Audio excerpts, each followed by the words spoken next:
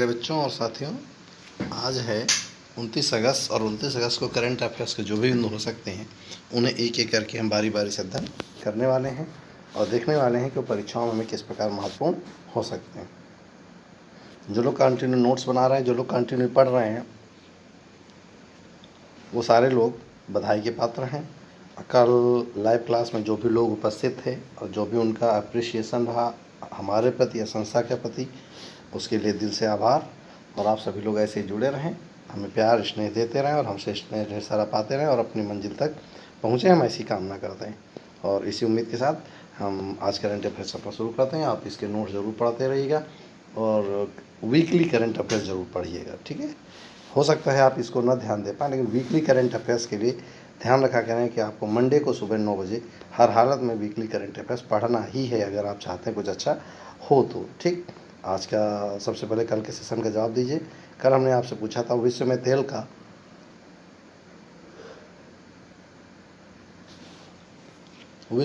सबसे बड़ा उपभोक्ता देश कौन सा है। तो जवाब था सऊदी अरब, बगदाद, अमेरिका, चीन। तो ध्यान रखेंगे इन सभी में उत्पादक तो सऊदी अरब है, लेकिन सबसे बड़ा उपभोक्ता अमेरिका है, ठीक। यस, पहचानिए जल्दी से, नहीं पहचानेंगे, परीक्षा के दृष्टिकोण से बात करते हैं। प्रख्यात कंप्यूटर डिजाइनर और innovative engineer Arnold mayor Spielberg, सवाल बन गया। अर्नोल्ड मेयर स्पीलबर्ग, जिनका अभी हाल ही निधन, वो कौन थे। तो ध्यान रखिएगा, प्रख्यात कंप्यूटर डिजाइनर, 103 वर्ष की आयु में उनका निधन हुआ है। स्पीलबर्ग और चार्ल्स प्रोस्पेस्टर ने 1950 के दशक के अंत में जनरल इलेक्ट्रिक के लिए काम करते हुए GE 225 main frame computer design किया था। मशीन ने डार्टमाउथ कॉलेज के कंप्यूटर वैज्ञानिकों को प्रोग्रामिंग लैंग्वेज बेसिक विकसित करने की अनुमति थी, जो 1970 और 80 के दशक में पर्सनल कंप्यूटर के उदय के लिए आवश्यक थी। आज भी हम लोग बेसिक और कोबोल दो ही भाषाएं हैं जिनके आधार पर हमारे जो डेस्कटॉप होते हैं वो काम करते हैं, है ना। चलिए, the discomfort of evening, Martin Lucas रिवजेंडलो। चलिए देखते हैं। डच लेखक मैरिके लुकास रिजवेनल्ड ने अपने पहले उपन्यास द डिस्कम्फर्ट ऑफ इवनिंग के लिए अंतर्राष्ट्रीय बुकर पुरस्कार 2020 हो गया आपका परीक्षा प्रश्न। कौन सा पुरस्कार जीता है, तो जल्दी से देख लीजिए कौन सा पुरस्कार जीता। तो इन्होंने जीता है कौन सा पुरस्कार, अंतर्राष्ट्रीय बुकर पुरस्कार 2020। किसने जीता है, तो यह है मार्के लुकास रिजवेनल्ड, ठीक, इन्होंने जीता है यह पुरस्कार। इसके साथ ही रिजवेनल्ड 29 साल की उम्र में पुरस्कार जीतने के लिए सबसे कम उम्र की लेखिका बन गई हैं। यह किताब ग्रामीण नीदरलैंड के एक कट्टर ईसाई समुदाय के एक किसान परिवार की कहानी है, जिसमें उसका भाई की एक दुर्घटना मृत्यु हो जाती है और वह सोचती है कि काश उसके भाई की जगह उसकी मौत हो जाती तो क्या होता। उसी पर किताब लिखी गई है, द डिस्कम्फर्ट ऑफ इवनिंग, ठीक। देखो यहाँ कई क्वेश्चन बैंक देख लीजिएगा। द डिस्कम्फर्ट ऑफ इवनिंग की किताब किसकी है, नंबर 1। मैरी लुकास रिजवेनल्ड किस देश के हैं, नंबर 2। ये कहाँ के, डच के हैं। हाल ही में 2020 अंतर्राष्ट्रीय पुरस्कार बुकर पुरस्कार की घोषणा हुई, वो किसे प्रदान किया जाएगा। तो इसके प्रश्न 3 प्रकार से बन सकते हैं, ठीक। अभी तो सिविल में एक क्वेश्चन पूछा गया था कि किसी किताब के पात्र और उसके घटनाओं के बारे में, उसमें किसका वर्णन है। तो ध्यान रखिएगा, एक किसान के भाई की कहानी है। नेक्स्ट, टेनिस इतिहास की सबसे सफल पुरुष युगल जोड़ी माइक ब्रायन और बॉब ब्रायन, नोट करेंगे, माइक ब्रायन और बॉब ब्रायन दोनों सगे भाई हैं, ने टेनिस से संन्यास लेने की घोषणा कर दी है। इस भाइयों की जोड़ी ने 26 सीजन में 119 ट्रॉफियों के साथ ओपरा एरा रिकॉर्ड पर अपना कब्जा जमा है, जिसमें सभी 4 ग्रैंड स्लैम, सभी 9 ATP मास्टर्स के साथ ओलंपिक पदक शामिल हैं। तो देखो सवाल कहाँ से बनेगा। अभी हाल ही में माइक ब्रायन और बॉब ब्रायन ने खेल से संन्यास लेने की घोषणा की। वो किस खेल से संबंधित थे, तो टेनिस से, ठीक। उन्होंने, कौन ऐसा खिलाड़ी है जो ओपन एरा रिकॉर्ड पर अपना कब्जा जमा रखा, तो दोनों सगे भाई थे, है ना। चलिए,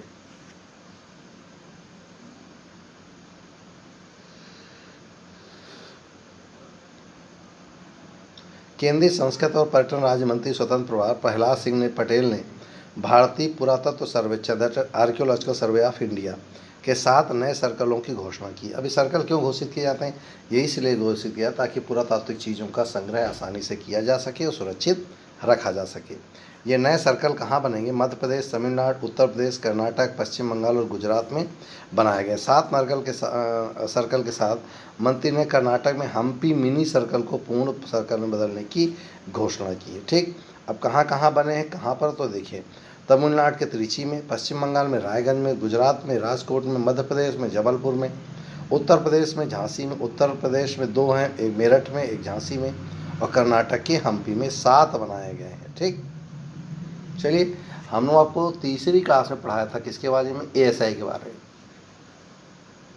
जिसमें हमने आपको अलेक्जेंडर कनिंघम के बारे में बताया था। अब आर्कियोलॉजिकल सर्वे ऑफ इंडिया के बारे में उतना जितना पढ़ाया था यहाँ कमेंट्स बॉक्स में लिख के दिखाओ। ठीक, अगला देखते हैं। वर्चुअली व्यापार, आर्थिक, वैज्ञानिक और तकनीकी सहयोग पर वियतनाम संयुक्त आयोग, नोट करेंगे, वियतनाम संयुक्त आयोग की 17वीं बैठक वर्चुअली आयोजित की गई।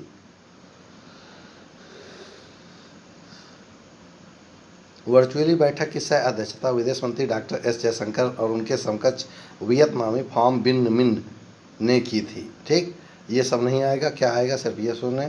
वियतनाम संयुक्त आयोग की बैठक किसके किसके बीच हुई? तो भारत और वियतनाम के। अब वियतनाम के बारे में ज़्यादा से ज़्यादा कमेंट्स बॉक्स में लिख डालो। यस, किरण रिजिजू। भारत ब्रिक्स गेम 2021 की मेज़बानी करने की योजना बना, यानी ब्रिक्स गेम अगली बार कहाँ होने की उम्मीद है? भारत, जिसे अगले साल होने वाले खेलो इंडिया गेम्स के साथ आयोजित किया जाएगा। खेल मंत्री किरण रिजिजू ने यह घोषणा ब्रिक्स देशों, ब्रिक्स में आपको पता ही कौन कौन है? ब्राज़ील, रसिया, चाइना, इंडिया और साउथ अफ्रीका। अंत में शामिल हुआ तो कौन? साउथ अफ्रीका 2007 में। भारत को 2021 में 5 राष्ट्र स्वतंत्र अंतर्राष्ट्रीय समूह की अध्यक्षता मिलेगी।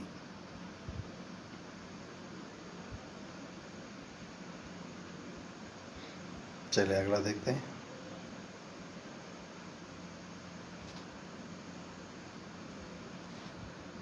चलिए जल्दी बताइए, किस सेना की वर्दी है? एयरफोर्स, नेवी या आर्मी कोर? चलिए, भारतीय सेना प्रमुख जनरल मनोज मुकुंद नरवाणे ने national security challenges young scholars perspective, note करिए, national security challenge young scholars perspective नामक एक पुस्तक का विमोचन किया है, जो विश्वविद्यालय के छात्रों से लेकर स्नातक स्तर के डॉक्टरेट उम्मीदवारों तक आधारित है। इस पुस्तक को army think tank centre for land warfare studies द्वारा प्रकाशित किया गया है। यानी कुल मिला के आपसे 2 क्वेश्चन बनेंगे। National security challenges young scholarship perspective किसने लिखा है? तो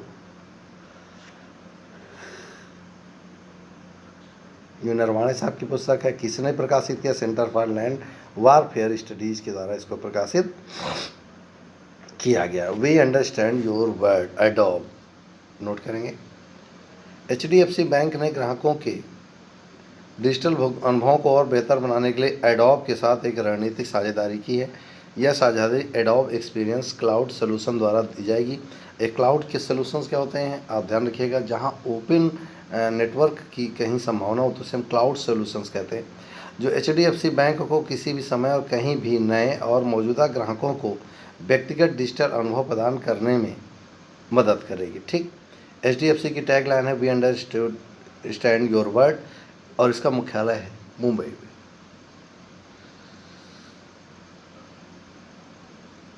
अगला देखिए,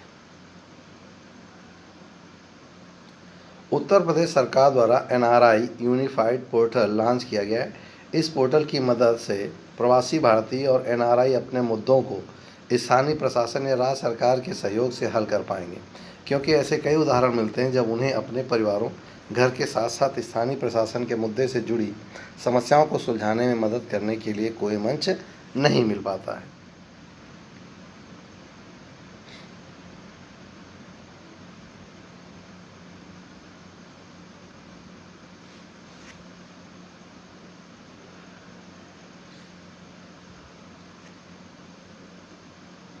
केंद्रीय वाणिज्य और उद्योग मंत्री पीयूष गोयल ने राष्ट्रीय GIS सक्षम भूमि बैंक प्रणाली की शुरुआत की है। इस प्रणाली को राज्यों के उद्योग मंत्रियों, केंद्र शासित प्रदेशों के प्रशासकों एवं केंद्रीय तथा राज्य सरकारों के वरिष्ठ अधिकारियों के साथ आयोजित वर्चुअल मीटिंग के दौरान लॉन्च किया गया। इस पहल का समर्थन invest India, national centre for geo informatics dash dash dash द्वारा किया जाएगा। तो आपको ध्यान रखना है GIS क्या है, तो ध्यान रखेंगे एक सक्षम भूमि बैंक प्रणाली जिसमें किसानों को उनकी आर्थिक समस्याओं का निदान करने का प्रयास किया जाएगा।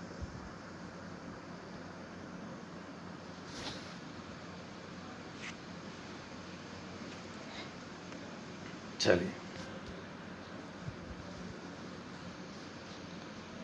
सुश्री सुधा पेनुली को राष्ट्रीय शिक्षक पुरस्कार 2020 के लिए चुना गया है। उन्हें राष्ट्रीय पुरस्कार 2020 के लिए चुने गए 47 उत्कृष्ट शिक्षकों की सूची में शामिल किया गया था। इन शिक्षकों का चयन केंद्रीय शिक्षा मंत्रालय के स्कूल शिक्षा और साक्षरता विभाग द्वारा गठित राष्ट्रीय स्तर पर एक स्वतंत्र निर्णायक मंडल ने किया है। तो जल्दी सवाल बना लिए, राष्ट्रीय शिक्षक पुरस्कार 2020 के लिए किसे चुना गया? सुश्री सुधा पेनुली को। ठीक, आपको अच्छे से पता है ये स्कूल की स्थिति खराब होने के बाद इन्होंने अपनी ज़मीन दान दे दी, अपना पूरा जीवन शिक्षा के लिए दे दिया, इसलिए उनको सुश्री सुधा पेनुली को राष्ट्रीय पुरस्कार शिक्षक पुरस्कार 2020 के लिए चुना गया है। ठीक, 47 उत्कृष्ट शिक्षकों की सूची में शामिल किया गया था। इन शिक्षकों का चयन केंद्रीय शिक्षा मंत्रालय के स्कूल शिक्षा और साक्षरता विभाग द्वारा गठित राष्ट्रीय स्तर पर एक स्वतंत्र निर्णायक मंडल ने किया है।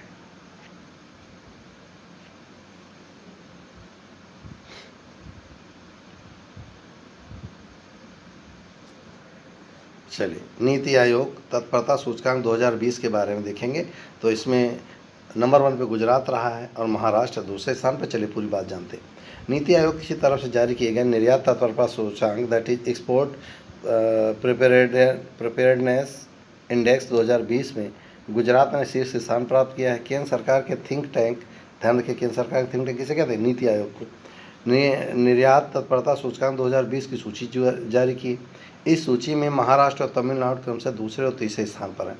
केंद्र सरकार के प्रमुख थिंक टैंक की 26 अगस्त 2020 को जारी रिपोर्ट के मुताबिक 6 तटीय राज्य गुजरात, महाराष्ट्र, तमिलनाडु, उड़ीसा, कर्नाटक और केरल पहले 10 राज्यों में शुमार हैं। इस सूचकांक से पता चलता है कि किस राज्य में निर्यात को बढ़ावा देने के लिए कितनी सुविधाएं उपलब्ध हैं। मुख्य बिंदु क्या जाए देखिए, भूमि से घिरे राज्यों में राजस्थान का प्रदर्शन सबसे अच्छा है, जिसके बाद तेलंगाना और हरियाणा का स्थान है। पर्वतीय राज्यों में उत्तराखंड रैंकिंग में सबसे ऊपर है, इसके बाद त्रिपुरा और हिमाचल प्रदेशों का स्थान आता है।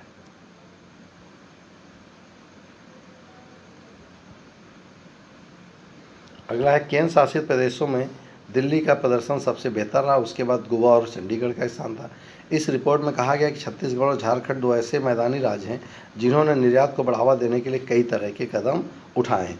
नीति आयोग की रिपोर्ट में कहा गया कि समान सामाजिक आर्थिक चुनौतियों का सामना कर रहे राज्य छत्तीसगढ़ और झारखंड की तरह कदम उठा सकते हैं।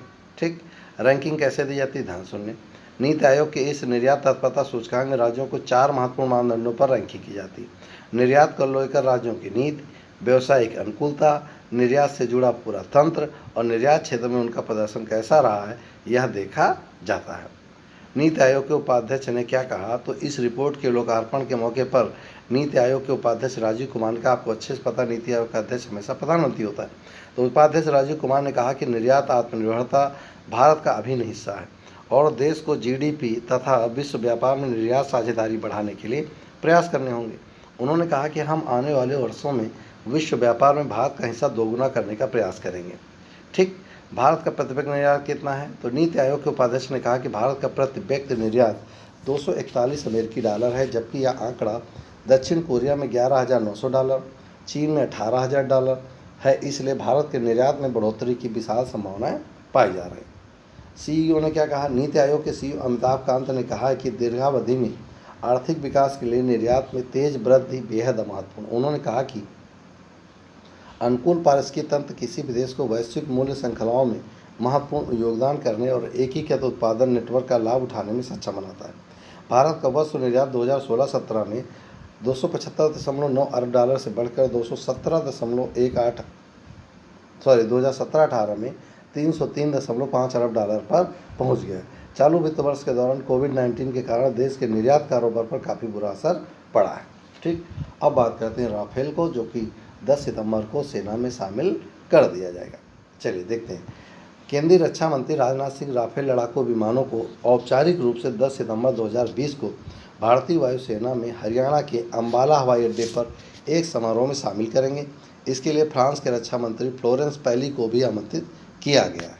ठीक, यह समारोह रूस से रक्षा मंत्री की वापसी के बाद आयोजित किया जाएगा। केंद्रीय रक्षा मंत्री राजनाथ सिंह ने रूस में 4 से 6 सितंबर तक संघाई सहयोग संगठन के सदस्यों के साथ मंत्रियों की बैठक में शामिल होने वाले हैं। राफेल विमान को वायुसेना में औपचारिक रूप से शामिल करने वाला समारोह 10 सितंबर 2020 को आयोजित किया जाएगा। भारत और फ्रांस के बीच रणनीतिक दोस्ती को चिन्हित करने के लिए फ्रांस के रक्षा मंत्री को इस कार्यक्रम में भाग लेने के निमंत्रण भेजा गया। राफेल लड़ाकू विमान क्या है देखिए। राफेल लड़ाकू विमान 29 जुलाई 2020 को फ्रांस से भारत पहुंचे और देश में 24 घंटे के भीतर व्यापक प्रशिक्षण शुरू कर दिया। ये फ्रांसीसी लड़ाकू विमान वायुसेना के 17 गोल्डन एरो स्क्वाड्रन का हिस्सा है। लड़ाकू विमान पहले ही लद्दाख क्षेत्र में उड़ान भर चुके हैं। वे उस इलाके में इससे परिचित हैं जिस पर उन्हें देश के विभिन्न हिस्सों में उड़ान भरनी है। देश में जो 5 राफेल पहुंचे उनमें 3 एक सीट बेल्ट वाले और 2 में 2 सीट लगे हैं। राफेल में हवा से ज़मीन पर मार करने की क्षमता है। राफेल में लगे हैमर मिसाइल भारतीय वायुसेना को अपने पारंपरिक विरोधी चीन और पाकिस्तान पर दक्षिण एशियाई आसमान में लंबी दूरी से मारने की क्षमता के कारण बढ़त मिलने की उम्मीद है। आपको बता दें कि भारत लगभग 60,000 करोड़ रुपए की लागत से, नोट करिएगा, 36 राफेल खरीदने का अनुबंध किया है। इसमें से अधिकांश भुगतान पहले ही फ्रांसीसी फर्म डसॉल्ट एविएशन को किए गए हैं। ठीक,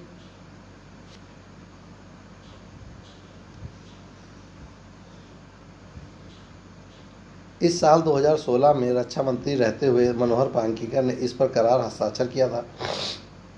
साल 2018-19 में तत्कालीन रक्षा मंत्री निर्मला सीतारमण ने विपक्ष के द्वारा इस सौदे में भ्रष्टाचार के आरोपों का जवाब देने में अहम भूमिका निभाई थी। जब राजनाथ सिंह रक्षा मंत्री बने तो वे दशहरा के अवसर पर अक्टूबर 2019 में भारत के लिए पहला राफेल लेने फ्रांस गए। उन्होंने इस दौरान पारंपरिक अनुष्ठान के साथ पूजा की और बाद में विमान में उड़ान भी भरी। आपको बता दें कि भारत को अगले 10-12 वर्षों में विभिन्न प्रकार के 300 से अधिक लड़ाकू विमानों की आवश्यकता है, जो भारतीय और विदेशी दोनों स्रोतों से मिलने की योजना है। भारत फ्रांस के संबंध कैसे हैं? तो भारत और फ्रांस के संबंध काफ़ी समय से मजबूत रहे हैं। भारत की आज़ादी के बाद से ही फ्रांस भारत के लिए यूरोपीय देशों में सबसे महत्वपूर्ण रहा है। भारत फ्रांस हमेशा से आपस में नज़दीकी और दोस्ताना संबंध साझा करते रहे। भारत और फ्रांस ने विशेष रूप से हिंद प्रशांत क्षेत्र में नेविगेशन की स्वतंत्रता को बनाए रखने के लिए एक साझा प्रतिबद्धता की थी। भारत और फ्रांस ने द्विपक्षीय व्यापार और निवेश को बढ़ावा देने तथा आर्थिक संचालकों के लाभ के लिए बाजार पहुंच जैसे मुद्दों के समाधान को गति देने हेतु उपयुक्त रूपरेखा तय की है। अब देखते हैं क्या है। रक्षा के क्षेत्र में भारत और फ्रांस के संबंध बहुत घनिष्ठ हैं। भारत और फ्रांस को सबसे विश्वस्त तथा रक्षा साझेदारों में एक मानता है। रक्षा उपकरणों और उत्पादन में दोनों में देशों के संबंध मजबूत हैं। रक्षा क्षेत्र में फ्रांस भारत की मेक इन इंडिया के प्रति अपनी प्रतिबद्धता जताता रहा है। भारत और फ्रांस के संबंध सर्वकालिक एवं सदा बाहर रहे हैं। दोनों देशों के बीच संबंध के क्षेत्र में पर्याप्त विविधता और गहराई है। ठीक, अब आज के लिए अभ्यास का प्रश्न जल्दी जवाब दीजिए। हाल ही में हल्दी अनुसंधान संस्थान किस राज्य में स्थापित किया गया? केरल, कर्नाटक, तमिलनाडु या आंध्र प्रदेश? कहाँ स्थापित किया गया हल्दी अनुसंधान संस्थान? ठीक, ये था आज का हमारा सेशन। उम्मीद है आपने तैयार किया होगा। इसको अच्छे से नोट्स बना लिया करिए। अब हम आपको वॉइस कॉल भी डेली के डेली आपको पहुंचाने पड़े, जिसमें हम अपनी वॉइस में 5 मिनट में पूरे करंट अफेयर्स को आप तक पहुंचा दिया करेंगे। ठीक है, आज फिलहाल इतना ही। मिलते हैं नए वीडियो में किसी नए उम्मीद के साथ, नए जोश के साथ। फिलहाल जय हिंद।